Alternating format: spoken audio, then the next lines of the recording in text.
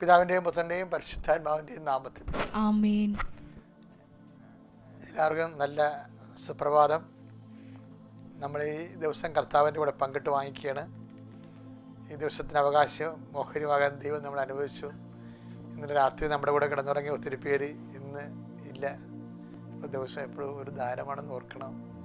കർത്താവിന് വേണ്ടി ജീവിക്കാൻ ഒരു അവസരം കൂടിയാണ്. അതാണ് ഇത് നിങ്ങൾക്ക് സാക്ഷ്യം വഹിക്കാനുള്ള അവസരമായിരിക്കും എന്നുള്ളതാണ് ഇന്നത്തെ സന്ദേശം. ഓക്കെ. അമ്മേ പരിശുദ്ധ അമ്മേ, അമ്മേ പരിശുദ്ധ ദേവമാതാവേ, ദൈവമാതാവേ, അന്ന് അങ്ങ് കൃപാസനത്തിൽ പ്രത്യക്ഷപ്പെട്ട് വരാൻ പോകുന്ന മഹാദുരന്തത്തിൽ നിന്ന് രക്ഷപ്പെടാനും എല്ലാവർക്കും വേണ്ടി പ്രാർത്ഥിക്കുവാനും ആവശ്യപ്പെട്ടിട്ട് 20 വർഷം തികയുന്ന ഈ വേളയിൽ കൃപാസനത്തിലൂടെ ഞങ്ങൾക്കും ഈ ദേശത്തിനും അങ്ങ് മധ്യസ്ഥം തേടി തന്ന എല്ലാ അനുഗ്രഹങ്ങൾക്കും കൃപകൾക്കും ഞങ്ങളിപ്പോൾ ഹൃദയം നിറഞ്ഞ നന്ദി പറയുന്നു. അമ്മേ പരിശുദ്ധ അമ്മേ, ജപമാല മാതാവേ, സകല കൃപാസനം പ്രാർത്ഥനകളോടും ചേർത്ത് ഞങ്ങളിപ്പോൾ പ്രാർത്ഥിക്കുന്ന ഈ കുടുംബത്തിന്റെ പ്രത്യേക നിയോഗം. മക്കളെ, ഇന്നത്തെ പ്രാർത്ഥന ആവശ്യം ഉദ്ദേശിക്കണം.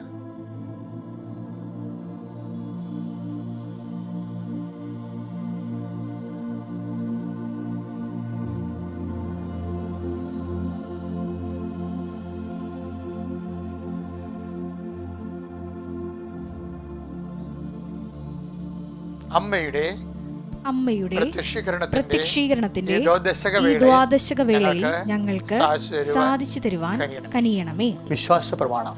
സർവശക്തനായ പിതാവും ആകാശത്തിന്റെയും ഭൂമിയുടെയും സൃഷ്ടാവുമായ ദൈവത്തിൽ ഞാൻ വിശ്വസിക്കുന്നു. അവിടുത്തെ ഏകപുത്രനും ഞങ്ങളുടെ കർത്താവുമായ ഈശോ മിശിഹായിലും ഞാൻ വിശ്വസിക്കുന്നു. ഈ പുത്രൻ പരിശുദ്ധാത്മാവിനാൽ ഗർഭസ്ഥനായി കന്യകാമറിയത്തിൽ നിന്ന് പിറന്ന് പൊന്തിയോസ് പീലാത്തോസിന്റെ കാലത്ത് പീഡകൾ സഹിച്ച് കുരിശിൽ തറയ്ക്കപ്പെട്ട് മരിച്ച് അടക്കപ്പെട്ട് പാതാളങ്ങളിൽ ഇറങ്ങി മരിച്ചവരുടെ ഇടയിൽ നിന്ന് 3-ാം നാൾ ഉയർത്ത് സ്വർഗത്തിലേക്ക് എഴുന്നള്ളി സർവശക്തിയുള്ള പിതാവായ ദൈവത്തിന്റെ വലതുഭാഗത്തിരിക്കുന്നു. അവിടെ നിന്ന് ജീവിക്കുന്നവരെയും മരിച്ചവരെയും വിധിക്കുവാൻ വരുമെന്നും ഞാൻ വിശ്വസിക്കുന്നു. പരിശുദ്ധാത്മാവിലും ഞാൻ വിശ്വസിക്കുന്നു.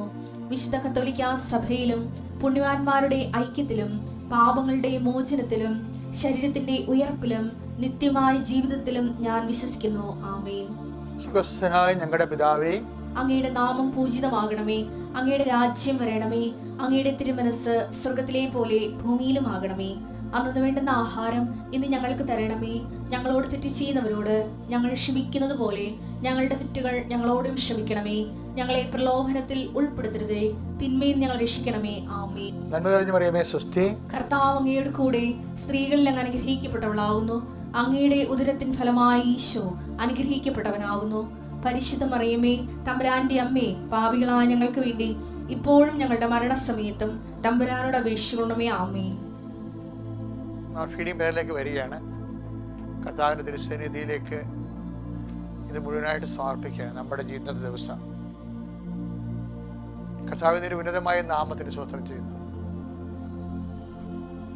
കർത്താവിൻ്റെ വിശുദ്ധ പൗരോഹിത്യത്തെ മഹത്വപ്പെടുത്തണമേ. കർത്താവ് സഭയിലുള്ള സാന്നിധ്യം പ്രകടമാക്കണമേ. കർത്താവിൻ്റെ നാമത്തിൽ ശരണപ്പെടുന്ന എല്ലാ മക്കളെയും നീ പ്രത്യേകമായി സന്ധിക്കണമെന്ന് പ്രാർത്ഥിക്കുന്നു. ഈശോ സ്വന്തം ജീവിതത്തിൻ്റെ പാരാഭാരത്തിൽ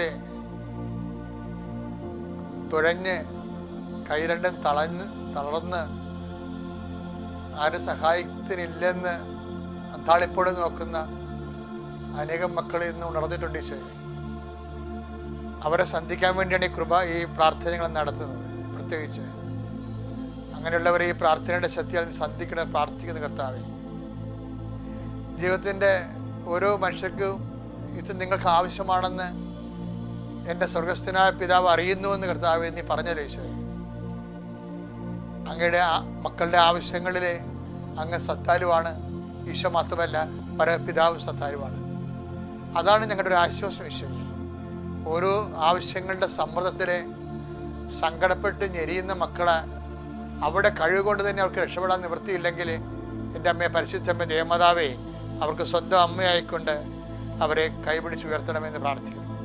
പത്രോസിനെ എങ്ങനെയാണ് കർത്താവെ മുങ്ങിപ്പോയപ്പോൾ നീ കൈ കൊടുത്തതുപോലെ മുങ്ങിപ്പോകുന്ന എല്ലാ മക്കൾക്കും മനസ്സുകൊണ്ട്, സാമ്പത്തിക തകർച്ച കൊണ്ട്, രോഗം കൊണ്ട് മുങ്ങിപ്പോകുന്ന എല്ലാ മക്കൾക്കും നീ കൈ കൊടുക്കണമേ എന്ന് പ്രാർത്ഥിക്കുന്നു. കടലിൻ്റെ മീതെ നടന്നു വന്നവനെ കർത്താവേ കൈനീട്ടി നീ ഞങ്ങളുടെ മക്കളെ സന്ധിക്കണമെന്ന് പ്രാർത്ഥിക്കുന്നു. ദൈവത്തിൻ്റെ കരുണ ആണല്ലോ കർത്താവേ കൈയും കാലുമായി ക്രിസ്തുവായി കടലിന് മീതെ നടന്നു വന്നത്. അതുപോലെ ആ കരുണ കർത്താവേ അങ്ങയുടെ തിരുസന്നിധിയിൽ കൈ ഉയർത്തുന്ന എല്ലാ മക്കളുടെ മേലും നീ കൈ പിടിക്കണമെന്ന് പ്രാർത്ഥിക്കുന്നു. കടകൾ നടത്തിയവരുണ്ട്, അത് പൂട്ടാൻ പോകുന്നവരുണ്ട്. കുഞ്ഞുങ്ങൾ നാളെ എങ്ങനെ പഠിപ്പിക്കുമെന്ന് അറിയാൻ പാടില്ല, അത് വിഷമിക്കുന്നവരുണ്ട്.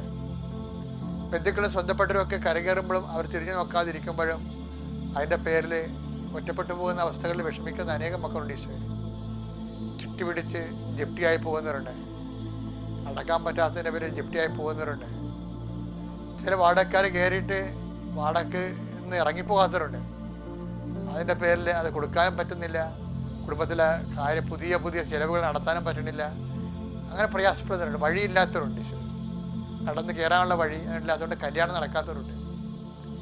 അങ്ങനെ പല പല വിഷമതകൾ കൊണ്ട് കർത്താവെ ആരോടും പറയാതെ പറഞ്ഞിട്ടെന്ത് കാര്യമെന്ന് ഓർത്തിട്ട് ഇങ്ങനെയുള്ള കാര്യങ്ങളൊക്കെ സ്വയമായിട്ട് തൊണ്ടയെ പഴുത്ത പോലെ വിഴുങ്ങിത്തെറിക്കുന്ന മനുഷ്യൻ.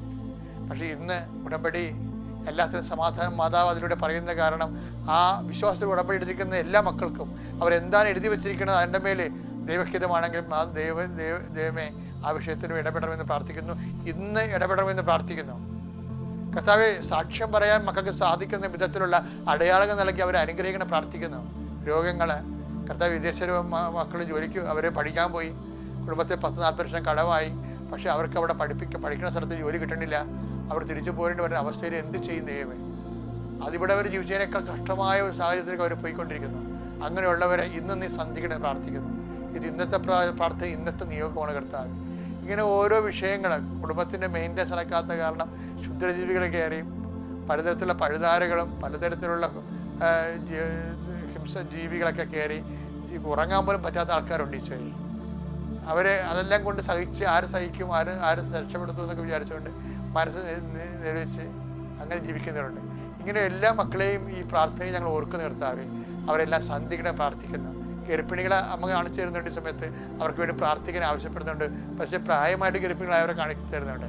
കുറച്ച് അങ്ങോട്ട് പ്രായമായിട്ട് ഗർഭിണികളുടെ ഗർഭത്തിൻ്റെ പ്രോബ്ലം ഉള്ളവരെ കാണിച്ചു തരുന്നുണ്ട്. അതിനെല്ലാം ഇപ്പോഴും വലത് കരുത്ത് സ്പർശിക്കണം പ്രാർത്ഥിക്കുന്നു. എൻ്റെ കർത്താവിൻ്റെ ഉന്നതമായ നാമത്തിൽ സഭയുടെ അധികാരത്തിൽ കുരിശിൻ്റെ അടയാളത്തിൽ എന്ത് വിഷമമാണ് നിങ്ങൾക്കുള്ളത്, ഏതറിയാവുന്നതോ അറിയാൻ പാടില്ലാത്തോ വിഷയമായിക്കൊള്ളട്ടെ, യേശു ക്രിസ്തു നാമത്തിൽ അത് മാറിപ്പോകട്ടെ എന്ന് ഈശോ നാമത്തിൽ കൽപ്പിക്കുന്നു. നിത്യപിതാപുത്രനും പരിശുദ്ധാത്മാവ് സർവ്വീശ്വരൻ നയിക്കും. ആമേൻ.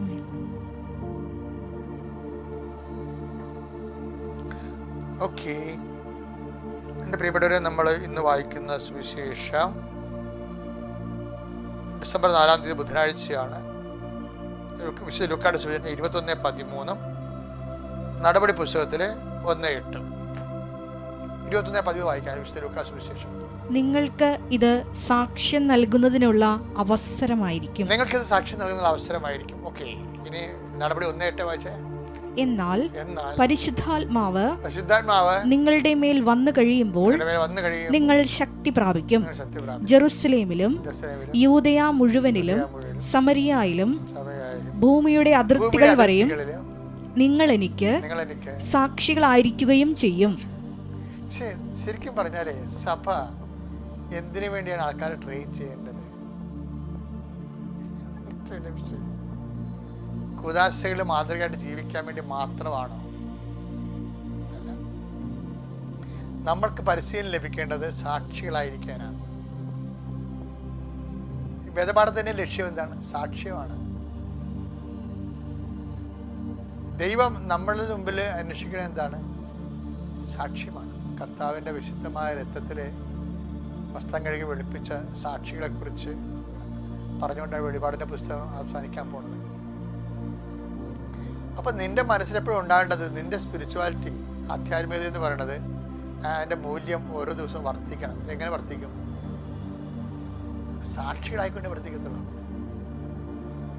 സാക്ഷിക്ക് എന്താ വേണ്ടത്? എന്താ ചെയ്താലും ദൈവനാമത്തിൻ്റെ മഹത്വത്തിനായിരിക്കണം. ഇത് നിങ്ങൾക്ക് സാക്ഷ്യം വഹിക്കാനുള്ള അവസരമായിരിക്കും.